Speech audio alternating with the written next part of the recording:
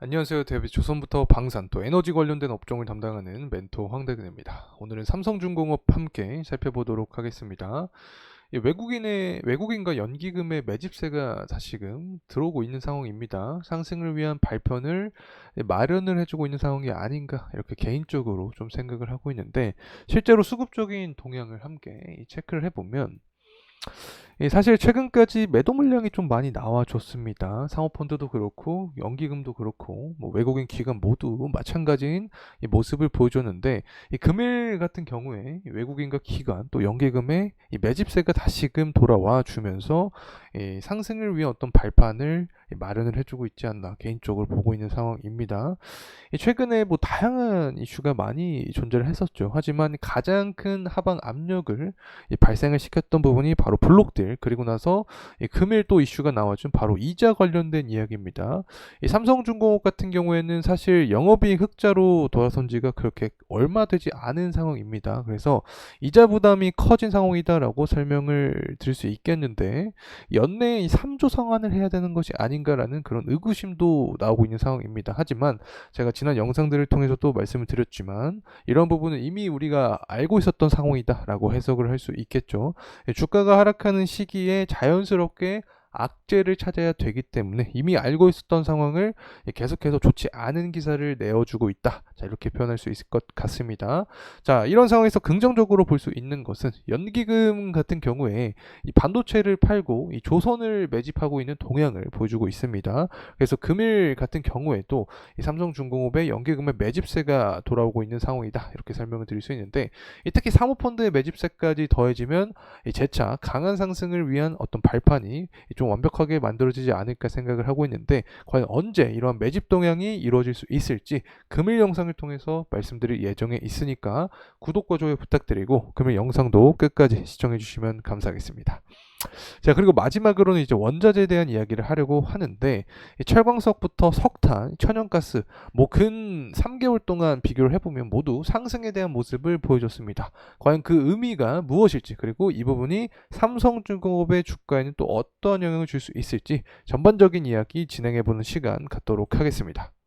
자, 우선은 블록들 관련된 이야기를 먼저 해야겠죠. 지난 영상들을 통해서부터 말씀을 드렸지만 한국조선해양 그리고 현대중공업 관련된 블록들 이슈가 튀어나왔습니다. 그러면서 조선주 전반적으로 수급이 빠졌다. 그래서 연기금과 사모펀드 그리고 외국인 기관까지 최근 매도 물량을 좀 쏟아져 보였다. 자, 이렇게 말씀을 드릴 수 있겠는데, 어쨌든 금일 재차 연기금의 전환세가 나와줬기 때문에 이러한 부분에 의해서 다시 한번 상승 반전을 위한 어떤 발판을 마련해주고 있는 게 아닌가라는 생각을 하고 있습니다.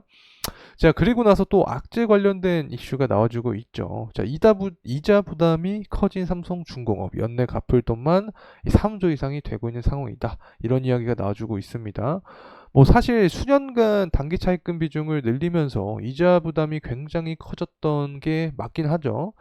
이 부분은 현실적으로 왜 그러냐면 영업이익이 적자가 났습니다. 그렇기 때문에 이 관련된 이런 자금에 대한 이슈가 나온 상황이고, 여기서도 나와 있죠. 수년간 영업 손실을 낸 탓에 이 보유한 현금이 넉넉지 않은 상황이었다. 자, 사실 알고 있었던 내용입니다. 하지만 긍정적으로 볼 수 있었던 점이 바로 수주 물량이고, 앞으로 영업이익 개선세가 계속해서 나와주면서 실적 역시 우상향할 것이다.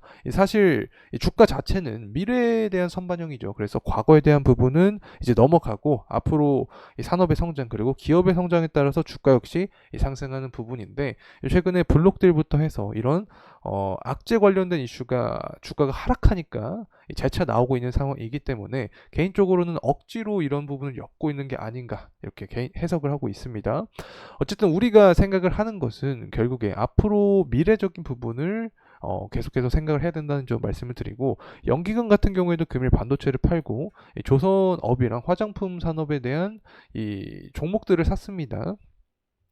특히 전일 영상을 통해서 또 설명드렸던 부분이 있는데, 하반기에 이 코스피가 지수가 3천이 넘는다. 자, 여기에는 조선주가 견인을 할 것이다라는 그런 기사도 나와 주었죠. 그만큼 이 수주 물량도 그렇고 선가 지수도 그렇고 고공행진하는 모습을 보여주고 있기 때문에 이러한 이 증권사나 어떤 리포트에서도 이 조선 관련된 긍정적인 내용들이 나와주지 않나 생각을 하고 있습니다.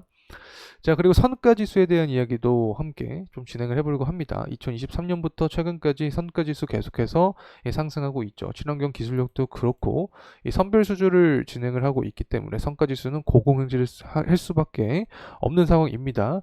특히 중국과 비교를 했을 때 차이점이 분명히 존재하는 게 바로 이 선가지수라고 말씀을 드렸었죠. 중국 같은 경우에는 이제 박리담회라고 생각을 하면 될 것 같습니다. 이 대량 선박을 수주를 하는데 이 물량 자체가 많지만 이 선가가 낮은 것들이죠. 그래서 계속해서 입지를 높이기 위한 어떤 전략이라고 생각을 하고 있는데 이제 산업 트렌드가 바뀌었습니다. 이 IMO 같은 경우에 이 친환경 산업으로 만들기 위해서 노력을 하고 있죠. 여기에서 친환경 기술력이 가장 중요한 거고 그렇게 되면 결국에 고가의 선박만 수주하는 게 전략적으로 좀 효율적이지 않나 개인적으로도 보고 있습니다. 어쨌든 선가 지수가 이렇게 상승하는 측면 자체는 이 조선주의 주가에는 직접적인 비례 현상을 발생시키기 때문에 앞으로도 주가의 방향성을 긍정적으로 볼 수 있는 하나의 근거가 될 수 있지 않을까 생각합니다. 뭐 중고성가 지수도 상승을 해주고 있는데 이 중고성가 지수 같은 경우에는 결국에 이 조선업 호황이기 때문에 도크가 꽉 찼죠. 신규 선박 같은 경우에. 그래서 중고 선박을 이용할 수밖에 없게 되었다. 수요가 증가를 하니까 중고 선박에 대한 수요가 증가하니까 중고 성가 지수도 상승하는 흐름세를 보여주고 있다는 점 말씀을 드립니다. 자, 그리고 나서 이제 유가적인 측면 봐야겠죠. 최근에 주가 역시 지지부진한 모습을 보여줬던 이 근거 중에 하나가 바로 유가입니다. 유가 같은 경우에는 지금 한 76불에서 77불 정도의 선을 보여주고 있습니다. 24년 들어서 계속해서 고공행진하는 모습을 보여줬지만 중동에 대한 리스크가 다소 완화되면서 수요 부진에 대한 우려까지 부각이 되었죠. 그래서 전반적으로 유가 하방 압력을 작용한 순간이다. 이렇게 말씀을 드립니다. 이 부분이 바로 주가도 연관이 되죠. 뭐 지난 시간에서부터 설명을 드렸지만 이 삼성중공업 같은 경우에는 FLNG 강점이 있죠. 이 FLNG는 고유가가 지속이 될 때 수익성도 좋은 모습을 보여주기 때문에 유가와 비례해서 삼성중공업 주가도 움직이는 경향이 있다는 점 말씀을 드립니다. 자, 그렇다면 앞으로 이 방향성이 어떻게 될 것인가를 생각을 좀 해봐야겠죠. 일단은 중국 제조업 지표가 5월 31일 날 나오게 됩니다. 그리고 미국 같은 경우에도 6월 3일 날 나오게 됩니다. 그렇기 때문에 이 제조업 지표가 잘 나오면 기름 수요가 증가를 하겠죠. 그렇게 되면 유가는 상승하고 이 부분이 삼성중공업 주가도 이 상승에 대한 방향성을 야기할 수 있다는 점 말씀을 드립니다. 자, 그리고 제가 영상 초반부에 이 원자재 가격을 살펴보겠다라고 설명을 드렸었는데 철강석 가격이 24년 4월부터 반등해주는 모습을 보여주고 있습니다.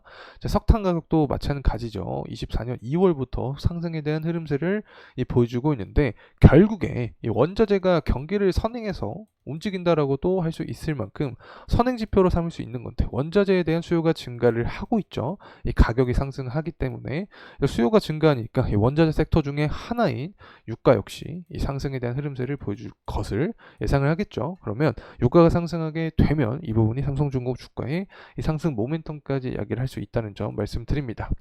자, 그리고 또 천연가스에 대한 이야기를 하려고 하는데 최근 들어서 굉장히 가파르게 상승을 해줬습니다. 2024년 5월달 4월 말을 기점으로 지금까지 상승을 좀 가파르게 해주고 있는 상황인데 이 천연가스도 원자재에 속하죠. 이 천연가스가 가격이 상승하는 측면 자체는 우리가 어떻게 생각할 수 있냐? 그러면 LNG에 대한 이 수요도 증가할 확률이 높다. 특히 삼성중공 같은 경우에 최근에 LNG 건조 계약도 진행을 했죠. 그만큼 LNG 수요가 증가하면 조선주는 좋을 수밖에 없습니다. 유가가 상승하면서 조선주 주가가 상승하는 게 바로 LNG에 대한 수요가 증가할 것이다라는 기대감이 반영이 되면서 주가가 상승하는 것이기 때문에 이런 천연가스에 대한 수요가 증가한다라는 이슈 자체는 삼성중공업에는 좋을 수밖에 없다는 점 말씀을 드립니다.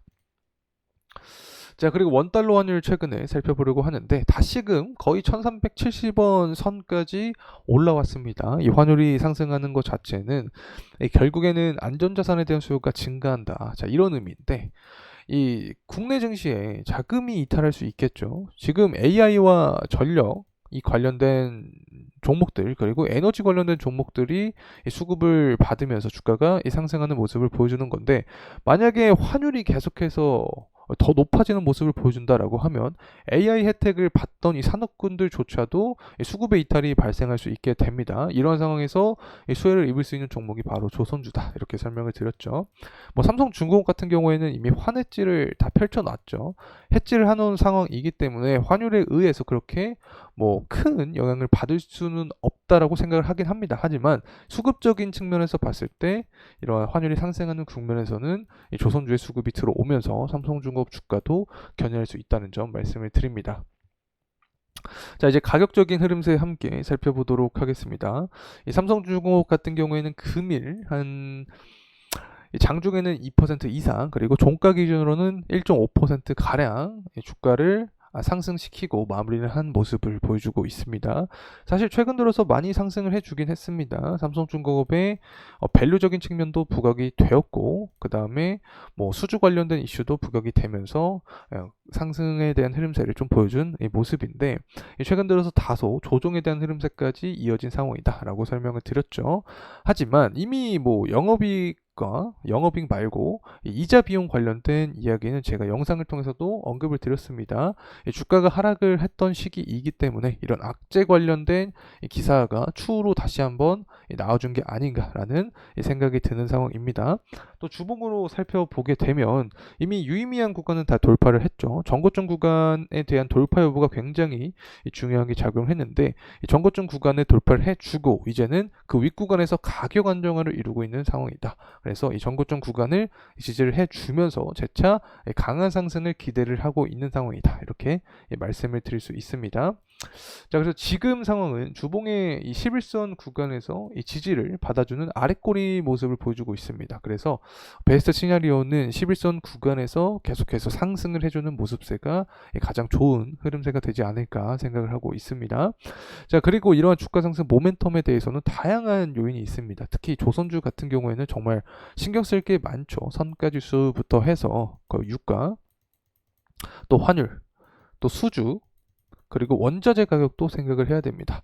일단 선가 지수 같은 경우에는 계속해서 상승에 대한 흐름세가 유지될 것으로 전망을 하고 있습니다. 일단 전략 자체를 바꾸지 않고 있습니다. 이 고가의 선박만 수주를 하고 있기 때문에 계속해서 높은 선가 지수, 그리고 중고 선가 지수를 유지를 한다라고 하면 이 부분에 의해서 이 상승 탄력을 받을 수 있게 되는 거고, 유가 역시 최근에는 하락한 모습을 보여주고 있긴 하지만 수요적인 측면과 공급적인 측면을 봤을 때 기대해 볼 만합니다. 왜냐하면 일단 수요적인 측면으로 봤을 때 다른 원자재 가격들이 다 상승해주는 모습을 보여주고 있습니다. 그렇기 때문에 이 원자재 섹터 중 하나인 유가, 이 원유에 대한 수요도 증가할 확률이 높다. 그리고 5월달과 6월달 제조업 지표가 나온다라고 설명을 드렸죠. 만약에 예측치보다 높은 모습을 보여준다. 그렇게 되면 원유에 대한 수요가 증가할 것이다라는 기대감과 함께 유가 역시 상승 탄력을 받을 수 있다는 점 말씀을 드립니다.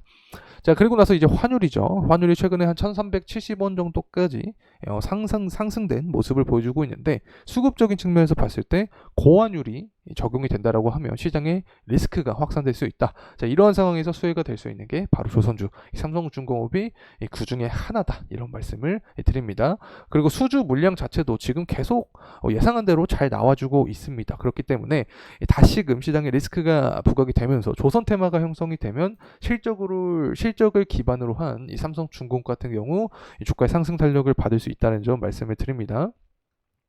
자, 그리고 나서 24년부터 26년까지 실적의 개선세를 예상을 하고 있는데, 유의미하게 제가 해석을 했던 점이 바로 영업이익 관점이었죠. 23년과 26년 영업이익 전망치 비교를 해보면 거의 뭐 4배 이상 차이가 나는 구간입니다. 그리고 당기순이익 같은 경우도 적자폭을 보여줬었는데, 이 부분은 일회성 비용이 적용이 됐기 때문에 모두 환입이 될 예정이다라고 말씀을 드렸었죠. 일회성 비용이 환입이 되면 지금 이렇게 추정했던 이 실적보다도 더 강한 좋은 흐름세를 보여줄 수 있기 때문에, 이러한 부분이 추후에 기사화가 되면서 반영이 된다라고 하면은 이 삼성중공업이 또다시 주가에 강한 상승 모멘텀을 보여주면서 다시 한번 밸류에이션이 한층 업된 모습을 좀 보여주지 않을까 생각합니다. 그래서 제가 계속해서 강조드렸던 구간이 존재를 했었죠. 이 구간을 돌파를 해주면 위에 구간은 매물대가 촘촘하지 않기 때문에 강한 상승폭을 보여줄 수 있지 않을까 생각합니다. 자, 이상으로 삼성중공업에 대한 영상 마무리하도록 하겠습니다. 금일 시간이 도움이 되셨다면 구독과 좋아요 부탁드리겠습니다. 감사합니다.